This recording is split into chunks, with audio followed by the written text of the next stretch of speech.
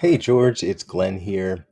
Hey, it was great talking to you earlier, and I wanted to send over that video I promised to get to you regarding improving social presence and kind of high level, a couple observations I made, and how maybe potentially we can help you get more leads, basically. So one thing I just want to go over a couple things here. The first thing is I pulled up your website and I like it. It actually it pops really well, and there's a lot of good information on here. I know you have references and good pictures, and there are multiple opportunities on here to collect leads. There's a call box here as well. So I think you guys have done well with a nice landing page there that we could take advantage of. What I did want to show you is a couple things. And I think one of the areas that we can really take advantage of is Facebook advertising. And I know you've done Google advertising previously, as you mentioned, but I don't know if you've done Facebook advertising. I think there are opportunities here. Facebook is more of a pattern interruption type advertising versus Google is more intent driven. So, there's ways that we can essentially target an audience initially, and then of course write good ad copy to kind of get folks' attention from that audience. So I pulled up Ads Manager, and I want to show you how quickly we can come up with an audience, um, that we should target our ads to. So the first thing that we want to do is there's a section in here, locations. Obviously, we want to market this to folks that live in near your small business. So I know that I believe you're in Plano, Texas,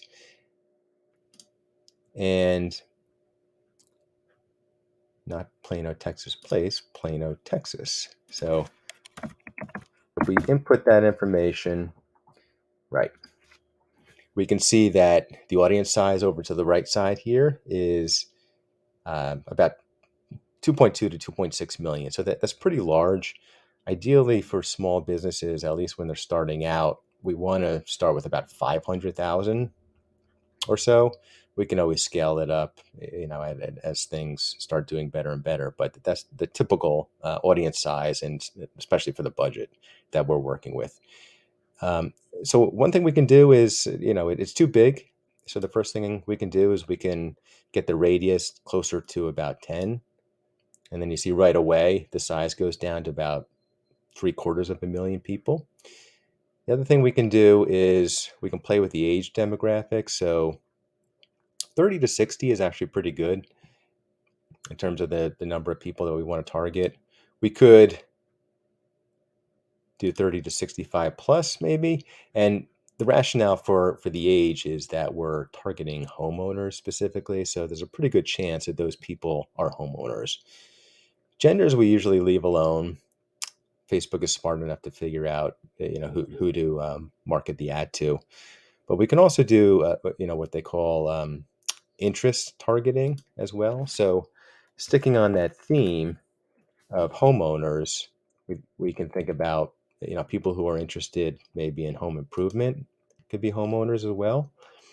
So just putting in that one specific interest, we see the size goes down to closer to 500,000, which is where we want to be, give or take. So just wanted to show you the Ads Manager really quickly. That again, that's to get your audience size. And then, the second component would be coming up with the ad copy itself, writing the ad in a compelling way. And I want to show you, there's another tool in Facebook called Ad Library, where we can look at different advertisements over time from really anyone across the country. And I pulled up a couple ads that I think were pretty good. This one in particular, Hanson's Tree Services, and this has been running for a little over a month, so it must be pretty good. And the reason I think it's good is there's a good headline here. It's appealing right directly to the St. Louis folks with Hanson's Tree Services. It also appeals with some nice graphics here. Um, Someone moving a stump and organic mulch. So there's a couple different versions of the of the pictures that kind of go with the ad that can be run. And there's also a call to action at the end, contact us. So this kind of goes with the framework that we use when we're writing ads. We use the AIDA framework, which is attention, interest, desire, and action. And they're all in here. I mean, the attention, grab the attention this way. Interest, we're kind of discussing a little bit further, what is the tree service that we're doing.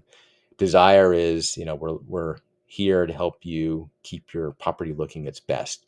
And the action is to contact us. So this is like a sample of the type of copy that maybe we would write using Facebook. The other thing you had mentioned was Google Ads and Google Presence. So we have a tool in here.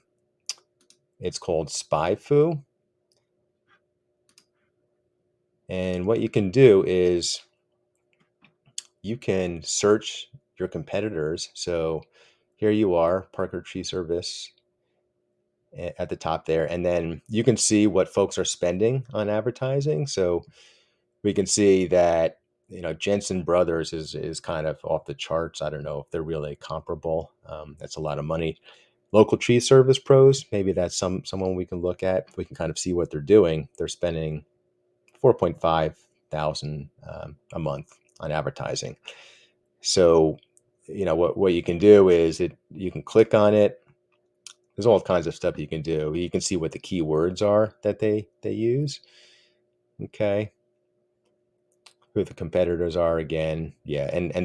Yeah, exactly. You can see what the keywords are. So obviously um, they have tree service pros in their name. So that's going to be a keyword that they're looking for.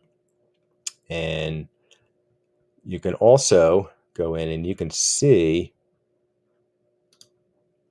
what types of ads were being run. And so in April, this particular ad was being run by local tree service pros. And this has to do with entering your information essentially, right? And this is the way that it's laid out. So this is the Google ad itself.